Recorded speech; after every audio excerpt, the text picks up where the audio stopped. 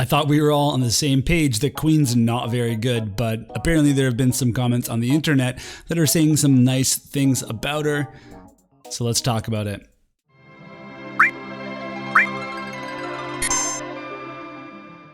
If you aren't aware, Queen is the free handout unit for the Persona 5 collaboration, and because she's free, she's not nearly as expensive to build as other units. You still need to spend Visiore on her shards, or you could slow build her in the barracks even faster. If you already have other Persona 5 units, you can build up some Mind Spheres more quickly. So there are lots of ways to work on her without really spending too much on your account, but she isn't that great of a unit, and I know some people might be triggered by my intro, but I'm serious. So I'm gonna talk about why I think that, and you're gonna see the pros list first of all, and you're gonna be like, well, there's a ton of good things there, but you can have all the great things on your kit that you want, but if you have fundamental problems, it's not gonna, make those matter. So that's where we have to talk.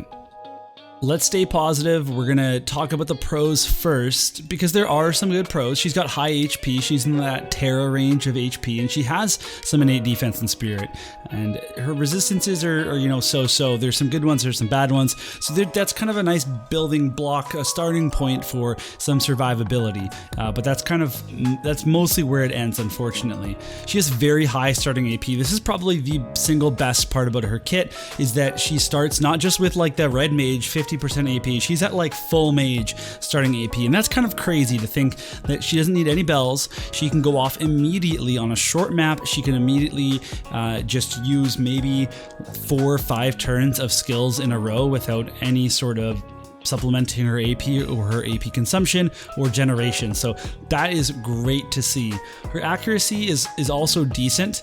It's can be even high if you use a specific ability, but even without that specific ability, it's actually still pretty good. And the cool thing about the ability, it's on an attack, but it's not a accuracy up for this attack, it's an accuracy up for 3 turns. So it's actually really good, and hopefully she'll use that when you're attacking an evasive enemy, and then from then on, the rest of her skills are going to be incredibly accurate. So I definitely really like that. She also has the physical reflex counter, which is tied for the second best counter in the game with magic reflex, the best counter being reflex. In terms of offensive utility, we've got a spirit break, we've got a barrier break, and that's all barriers, healing power decrease, and she can dispel re-raise. The re-raise dispel is on her sub kit, as is the Kiraga type spell, so you have a strong incentive to use her sub kit for sure. She also has this AoE strike attack that is also able to stun units, and I think that's probably the coolest thing on her kit, because it gives you some range. It's a strike attack that can do some nice damage, but also the chance to stun multiple enemies.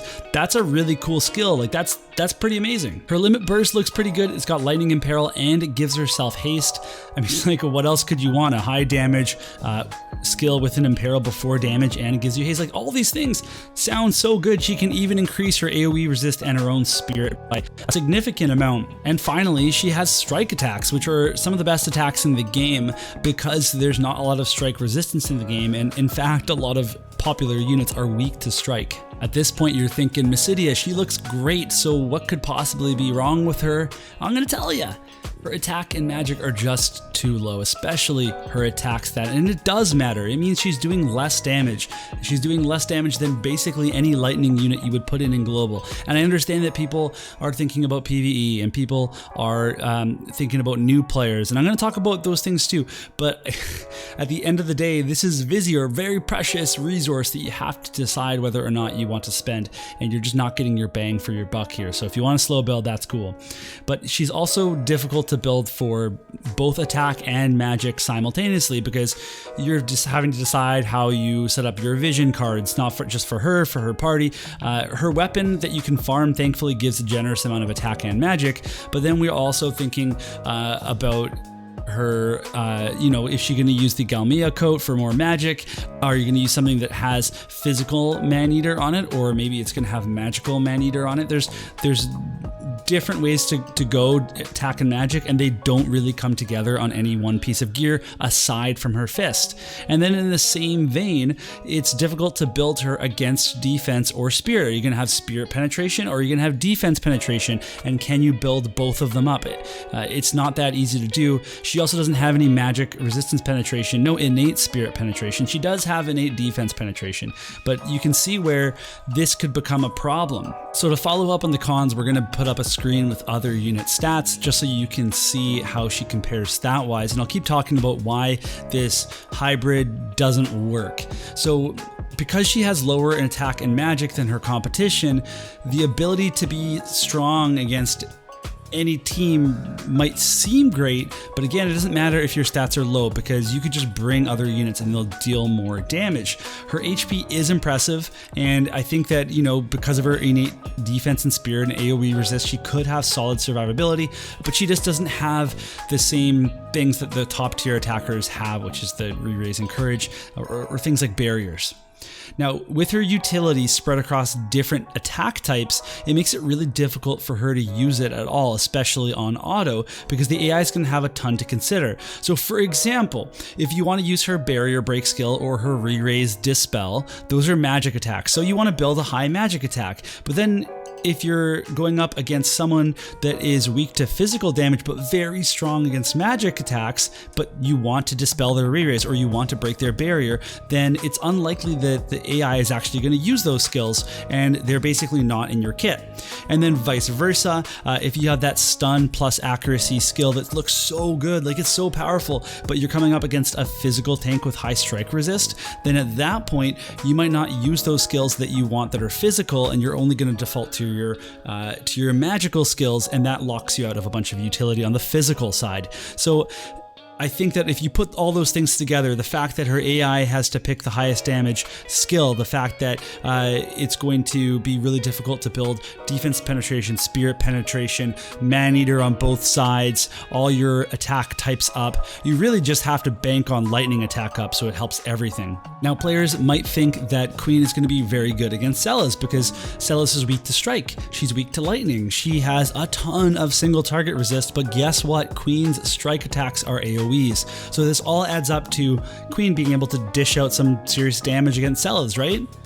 Well, I mean, not really, because she has Shell, she has a super high spirit, she can get pretty decent defense, and she can correct her lightning resistance by a decent amount. So at the end of the day, what you're ending up with is your magic attacks are locked out because of Runic, and your strike attacks don't even do that much damage. Like, honestly, I've built some sample comps and I've done some damage calculations, and Esther and Cloud are just going to be better 100% of the time compared to Queen's strike attacks, and the same could be said for a lot of other lightning units, like your missile lightning crew, etc. Her stats are just too low to make her an effective Celes killer. She's not going to be able to bust through in multiple hits, let alone like one hit or two hits. I'm talking like 3 or 4 before she can kill Celes. So if you're hoping that she's going to be your answer to Celes, I just don't think that's the case either.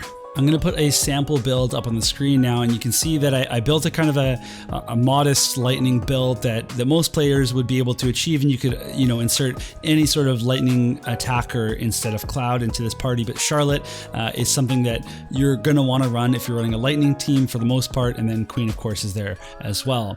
So the equipment, I kind of tried to build a nice hybrid of, you know, you have your attack and your magic solved by Queen's weapon, and then the Galmia coat to give her some magic. The Black Rose Helena TMR is kind of nice on her, it gives agility and everything, but it also gives her a barrier, which kind of solves or helps with her survivability a bit, so that's very nice that she can equip that. I went for the Agaion Esper, because it has a nice balance between attack and magic. It has lightning attack up, and she wants lightning attack up to support all of her attack types. So I think it's a pretty good Esper for her, and she can really build pretty high against magic resist as well.